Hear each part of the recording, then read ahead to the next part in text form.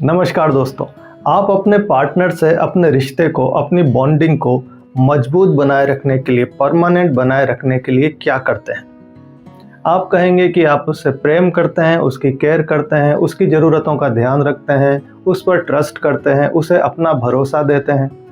और अगर मैं ये कहूँ कि ये सब की फैक्टर नहीं हैं किसी रिश्ते को मजबूत करने के, परमानेंट करने के, तो वो कौन सा फैक्टर है, उस पर मैं आज के वीडियो में बात करूंगा।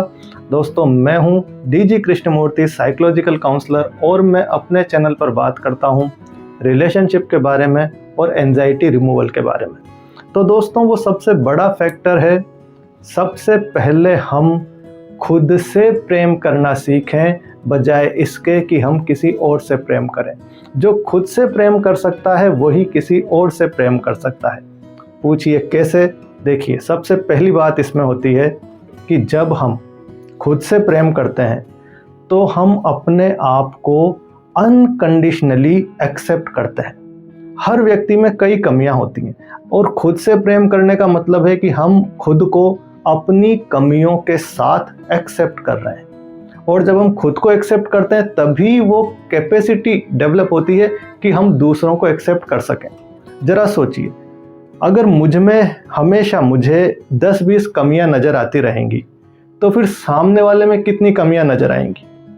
तो बस पहली चीज़ यही है कि मैं अपनी कमियों के साथ खुद से शिकायतें करना छोड़ूं और खुद से प्रेम करूं, तब ही मैं मेरे पार्टनर से शिकायतों को ख़त्म कर सकता हूं और उसे अनकंडीशनली प्रेम कर सकता हूं। अब इसमें दूसरी खास बात है कि जब आप आत्म प्रेम करते हैं, खुद के प्रति पूरी तरह सेल्फ कंपैशन में होते हैं, तो आप एक कंप्लीटनेस फील करते हैं। और जब आप कंप्लीट होते हैं तभी तो किसी दूसरे को कंप्लीट कर पाएंगे। जब आप खुद प्रेम से भरे होंगे तभी तो प्रेम बाहर बहेगा और दूसरों की तरफ जाएगा, तभी तो आप देने की स्थिति में होंगे। तो सबसे पहला फैक्टर, की फैक्टर है खुद से प्रेम करना, सेल्फ कंपैशन। अब इसमें मैं एक प्रैक्टिकल बात बताता हूँ। जब हम खुद से प्रेम कर रहे होते हैं तो हम इमोशनली इंडिपेंडेंट होते हैं, भावनात्मक रूप से आत्मनिर्भर। फिर हम अपनी भावनाओं को दूसरों के ऊपर लादने की कोशिश नहीं करते। अब जब हम इस तरह का बिहेवियर रखते हैं तो हमारा पार्टनर हमसे हमेशा कंफर्टेबल फील करता है। और इसी तरह जब हम इमोशनली डिपेंडेंट होते हैं तो हमें अपनी सीमाओं का पता होता है।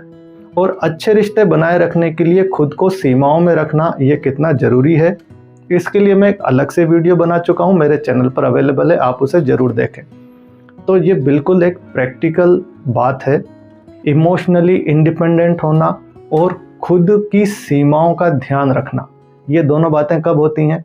जब हम आत्म प्रेम में होते हैं, सेल्फ कंपैशन में होते हैं। तो डियर फ्रेंड्स, अच्छे रिश्ते बनाए रखने के लिए, अपनी बॉन्डिंग को मजबूत करने के लिए, सामने वाले से प्रेम और केयर करने से पहले ये ज़रूरी है कि हम अपने आप से प्रेम और केयर करें। तो आपको खुद से प्रेम करने में क्या कठिन लगता है? क्या ये मुश्किल है?